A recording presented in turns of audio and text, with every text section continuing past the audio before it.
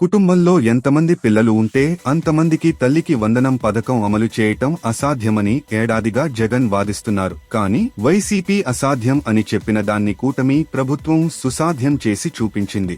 తల్లికి వందనం పథకం ద్వారా 13,000 చొప్పున కుటుంబంలో ఎంతమంది పిల్లలు ఉంటే అంతమందికి నగదు జమ చేసింది. ఎలాంటి హడావిడి లేకుండా స్కూల్స్ రీఓపెన్ చేసిన రోజే సైలెంట్ గా నగదు జమ చేయడంతో హర్షం వ్యక్తమవుతోంది.